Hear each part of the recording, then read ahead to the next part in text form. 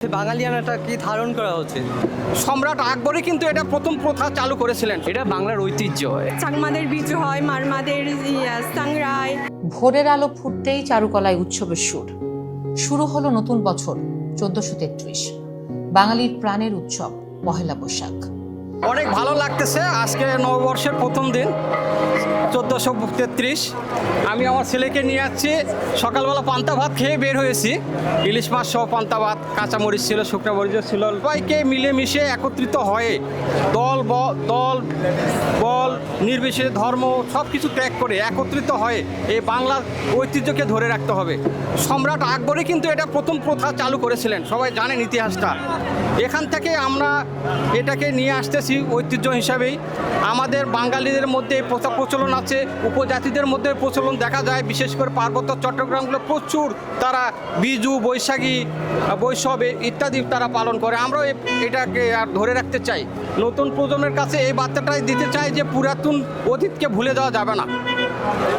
অতীতকে ধরে রাখতে গেলে, এই বাংলার ঐতিহ্যকে ধরে রাখতে গেলে নববর্ষকে ধরে রাখতে হবে। পয়লা বৈশাখে বিভিন্ন গামছা আপনি দেখতে পাচ্ছেন, পেইন্ট অ্যান্ড বিভিন্ন ধরনের পয়সা বাংলাদেশের ঐতিহ্য, পাট শিল্প, এই ধরনের বিভিন্ন শিল্প আমি দেখেছি। মনে অনেক আনন্দ ফিল হচ্ছে, সাথে গর্ব ফিল করতেছি বাঙালির সমৃদ্ধ ঐতিহ্য নিয়ে। এবারের স্লোগান নববর্ষের ঐকতান, গণতন্ত্রের পুনরুত্থান। দীর্ঘ 1.5 শতক পর দেশে গণতন্ত্রের নতুন যাত্রা। রাজপথে আজ মানুষের উপচে পড়া ভিড়। বাংলাদেশ হচ্ছে সব ধর্ম এবং সব জাতিগোষ্ঠীর মানুষ বসবাস করে, অলমোস্ট 50।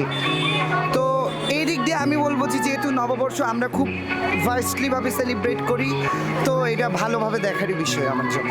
বাংলাদেশি বা বাঙালি যদি বলেন, আমরা বাংলাদেশে যারা বসবাস করি প্রত্যেকে হচ্ছে বাংলাদেশি। তো এই দিক দিয়ে আমি বলবো যে জাতি, ধর্ম, বর্ণ নির্বিশেষে সকলের জন্য দেশের উন্নতির জন্য এগিয়ে আসে। Not only your religion, not only your community, for Bangladesh সবাইকে এগিয়ে আসতে হবে। কারণ আমরা সে 1971 সাল থেকে সবাই একত্রে ফাইট করে আসতেছি এবং আমরা অনেক অনেক অনেক দূরে এগিয়ে যাব, আই হোপ। তো আমি বলবো যে সবাই যেন আমরা এগিয়ে আসি। এর জন্য প্রত্যেক বছর, এই বছর যেমন খুবই বড়োভাবে সেলিব্রেট করা হয়েছে, এইটা যেন যে ফিউচার ইয়ার্স আসছে এটা যেন আরও বড় করে সেলিব্রেট করা হয়। সকাল 9টা 3 বের হয় বর্ণাঢ্য মিছিল। সংস্কৃতি মন্ত্রী নিতাই রায় চৌধুরী সহ অংশ নেন বরেণ্য ব্যক্তিরা। আজকে এখানে আসতে পেরে অনেক ভালো লাগছে। সকাল থেকে এই পর্যন্ত আমাদের এই মঙ্গল শোভাযাত্রায় অংশগ্রহণ করেছি। আমাদের অনেক জাতিগোষ্ঠী আসছে, এখানে সবাই মিলে অংশগ্রহণ করেছি। এটা খুবই ভালো দেশের জন্য। আমাদের বাংলাদেশ সবার বাংলাদেশ, এখানে ক্ষুদ্র ক্ষুদ্র অনেক জাতিসত্তা রয়েছে। সবাইকে মিলে এভাবে মিলেমিশে থাকতে পারলে খুবই ভালো হয়। অবশ্যই এটা একটা বছরের অন্যতম দিন যে আমরা সবাই একত্র হচ্ছি।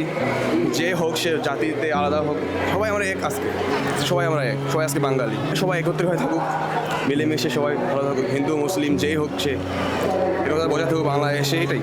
পুলিশের 12টি ঘোড়া আর জাতীয় পতাকা হাতে 200 শিক্ষার্থী। শাহবাগ থেকে দোয়েল চত্বর যেন এক জনসমুদ্র। এই জমায়েত আলোর পথে ফেরার দৃঢ় সংকল্প। মানে আমি প্রকাশ করতে পারবো না, অনেক ভালো লাগছে। কারণ আমরা এখানে সবাই হচ্ছে এক হয়েছি, এক হতে পেরেছি, অনেক ভালো লাগছে সব মিলিয়ে। চাকমাদের বিজু হয়, মারমাদের সাংরায়, আর ত্রিপুরাদের হচ্ছে বৈশু, অনেক কিছু হয়। সবাইকে শুভ নববর্ষ, সারা বছর সবার ভালো কাটুক, সবাই ভালো থাকুক। অনেক ভালো লাগছে আজকে মঙ্গল শোভাযাত্রা, তারপর পহেলা বৈশাখের এরকম আনন্দ ঘন উৎসব মুখর পরিবেশ দেখে অত্যন্ত ভালো লাগছে আজকে। আমাদের বাঙালি হিসাবে সকলেরই এটি জানা দরকার, এবং বাঙালির জাতি হিসাবে আমাদের সকলকে নিজেদের মধ্যে বাঙালিয়ানাটা কি ধারণ করা উচিত। তো আমার মনে হয় সকলেরই এটা জানা উচিত। 5টি মোটিভ এবার সবার নজর কেড়েছে। সবার সামনে মোড়ক। এটি নতুন ভোর আর গণতান্ত্রিক জাগরণের বার্তা দিচ্ছে। এটা বাংলার ঐতিহ্য। এগুলোর মাধ্যমে আসলে আমরা আমাদের কালচারকে বাঁচিয়ে রাখার চেষ্টা করি। আস্তে আস্তে এগুলো বিলুপ্তির দিকে, তাও চারুকলা ইনস্টিটিউটের মাধ্যমে এটা যে এখনও বেঁচে আছে, আমরা আমাদের জেনারেশনটা দেখতে পাচ্ছি, এটাই অনেক কিছু। সাংস্কৃতিক মিলবন্ধন ধরে রাখতে হলে আমাদের সংস্কৃতিটাকে আপন করতে হবে। আজকালকার আমরা বিদেশি সংস্কৃতির প্রতি অনেকটা অ্যাট্রাক্ট হয়ে যাচ্ছি, যেমন আমি নিজেও অ্যাট্রাক্ট, আমাদের জেনারেশন সবাই বিদেশি সংস্কৃতির প্রতি অ্যাট্রাকশন আছে। কিন্তু তারপর আমাদের যে নিজস্ব সংস্কৃতি সেটাকে ভুলে যাওয়া যাবে না। আমাদের নিজস্ব যেরকম দিনগুলো, পহেলা বৈশাখ, চৈত্র সংক্রান্তি, এগুলো যদি পরিবারের সাথে আগের সংস্কৃতিকে কিছুটা মনে করে পালন করা যায় তাহলে ভালোই হয়। রমনায় একটু ঘোরাঘুরি করব, পরিবারের সাথে দিন কাটাবো, পয়লা বৈশাখ পরিবারকে সময় দেওয়াটাই বেটার মনে করি। বাংলাদেশে ঢাকায় যেরকম ঢাকা ইউনিভার্সিটির আন্ডারে এটা আয়োজনটা করা হয়, আমার মনে হয় প্রত্যেকটা শিক্ষা প্রতিষ্ঠানে না পারুক, বড় বড় যে বিশ্ববিদ্যালয়গুলো আছে, শিক্ষা প্রতিষ্ঠানগুলো আছে, তাদের চেষ্টা করা উচিত ছোট হোক বড় হোক এই দিনটাকে তাদের মতো করে উদযাপন, একটা মঙ্গল শোভাযাত্রা আয়োজন করা।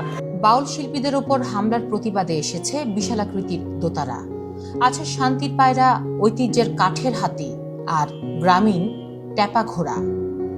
আমিও চেয়েছি যে এমন একটা কিছু করি যেটার মধ্যে কিছু অর্থ থাকবে, মানুষ যেন আনন্দ পায় এবং মানুষ বোঝে যেন আসলে কি বোঝাতে চায় বা কি এটা। তো সে জায়গা থেকে আমার কাছে মনে হয়েছে যে এটা একটু অন্যরকম একটি আয়োজন আমার কাছে মনে হয়েছে একেবারেই। বার্তাটা আমি একটু আগেও বলেছি যে মূল বার্তা হলো যে নারী এবং পুরুষের যে ভেদাভেদ, এই ভেদাভেদটা কমিয়ে আমরা যেন একে অন্যের পরিপূরক হয়ে যেই কোনো দুর্যোগ, যেই কোনো প্রতিবন্ধকতা একে অন্যের পরিপূরক হয়ে সামনের দিকে একসঙ্গে আমরা এগিয়ে চলতে পারি, এগিয়ে যাই, এটাই আমার প্রত্যাশা।